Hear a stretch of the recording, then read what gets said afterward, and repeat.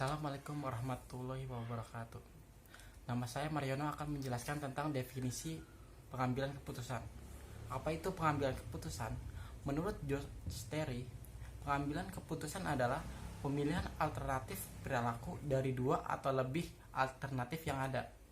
Nah, sedangkan menurut Wang and Roth, pengambilan keputusan adalah proses yang memilih yang lebih baik atau yang disukai suatu tindakan dari antara alternatif atas dasar kriteria atau strategi yang baik.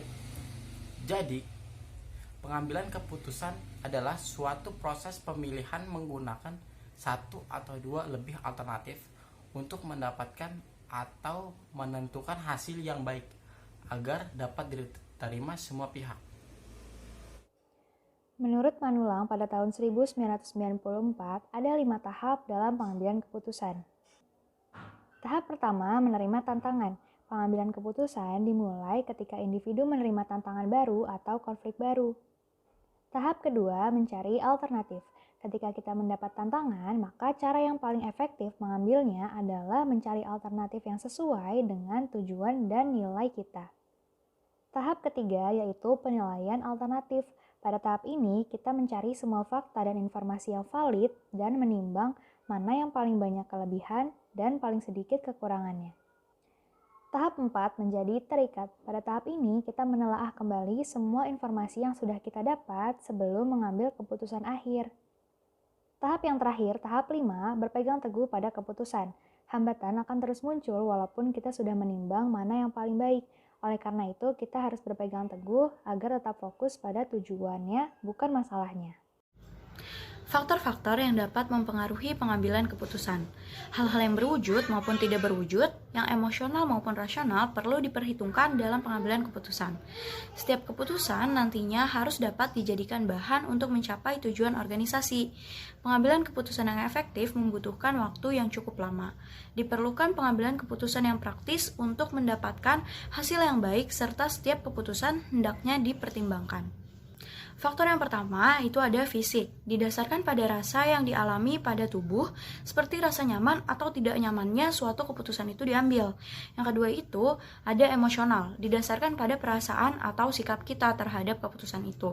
Yang ketiga ada rasional, didasarkan pada pengetahuan orang-orang mendapatkan informasi, memahami situasi dari berbagai konsekuensinya. Yang keempat, ada praktikal, didasarkan pada keterampilan individual dan kemampuan melaksanakan suatu keputusan. Yang selanjutnya, ada interpersonal yang didasarkan pada pengaruh jaringan sosial yang ada. Nah, yang terakhir, ada struktural, didasarkan pada lingkup sosial, ekonomi, dan politik. Dalam pengambilan keputusan, ada hal yang mempengaruhi proses pengambilan keputusan. Setiap orang memiliki kecenderungan yang berbeda-beda terhadap pendekatan cara pengambilan keputusannya. Inilah yang disebut dengan gaya pengambilan keputusan. Berikut ada 4 gaya pengambilan keputusan yang sudah saya rangkum dari beberapa ahli. Gaya yang pertama adalah langsung atau direktif. Tipikalnya, pengambil keputusan yang cepat di mana orang yang memiliki karakter ini tidak ingin membuang waktu yang lama dalam melakukan analisis pilihan yang ada dan segera mengambil tindakan yang runtut. Tips untuk gaya ini adalah lebih mencermati dan tidak tergesa-gesa ya. Gaya yang kedua adalah analitik. Tipikalnya pengambilan keputusan yang sangat berhati-hati dan khawatir membuat keputusan yang salah karena tergesa-gesa dan merasa tidak nyaman apabila harus mengambil keputusan segera. Tips untuk gaya ini adalah menentukan tenggat waktu berapa lama yang harus diperlukan oleh teman-teman untuk menganalisis data yang ada sebelum mengambil keputusan dan libatkanlah orang lain untuk membantu mengambil keputusan. Gaya yang ketiga adalah konseptual. Tipikalnya, pengambilan keputusan ini adalah yang terbuka dengan cara-cara baru dan berani menghadapi risiko, memiliki visi untuk mengambil keputusan jangka panjang, tetapi kurang cepat dalam menentukan rencana tindakan jangka pendek yang harus segera ditetapkan. Tipsnya adalah terciptanya manajemen risiko yang lebih objektif, kurangi optimis yang berlebihan terhadap keputusan dengan risiko tinggi. Dan yang terakhir adalah perilaku atau behavior. Tipikalnya, pengambilan keputusan ini mempedulikan dampaknya terhadap orang lain. Seseorang dengan gaya ini memperhatikan kepentingan kelompok yang dianggap lebih utama dibandingkan kepentingan pribadi, sehingga berusaha keras untuk senantiasa menjaga hubungan baik dengan semua pihak. tipsnya untuk gaya ini, perlu lebih percaya diri dalam mengambil keputusan pribadi tanpa tergantung pada masukan atau saran dari orang lain. Penggunaan metode CAR dalam pengambilan keputusan. Metode CAR merupakan suatu teknik atau cara yang digunakan untuk menentukan prioritas masalah jika data yang tersedia adalah data kualitatif. Metode ini dilakukan dengan menentukan skor atas kriteria tertentu, seperti kemampuan, kemudahan, kesiapan, serta pengungkit. Semakin besar skor, semakin besar masalahnya, sehingga semakin tinggi letaknya pada urutan prioritas. Penggunaan metode CAR untuk menetapkan prioritas masalah dilakukan apabila pengelola program menghadapi hambatan keterbatasan dalam menyelesaikan masalah. Metode CAR didasarkan pada serangkaian kriteria yang harus diberi skor 0 sampai 10. Kriteria tersebut mempunyai arti. Yang pertama ada capability. Capability yaitu ketersediaan sumber daya seperti dana, sarana, dan peralatan. Yang kedua ada accessibility. Accessibility yaitu kemudahan. Masalah yang ada mudah diatasi atau tidak. Kemudahan dapat didasarkan pada ketersediaan metode atau cara atau teknologi serta penunjang pelaksanaan seperti peraturan atau juklak. Yang ketiga ada readiness. Readiness yaitu kesiapan dari tenaga pelaksana maupun kesiapan sasaran, seperti keahlian atau kemampuan dan motivasi. Yang keempat ada leverage. Leverage yaitu seberapa besar pengaruh kriteria yang satu dengan yang lain dalam pemecahan masalah yang dibahas.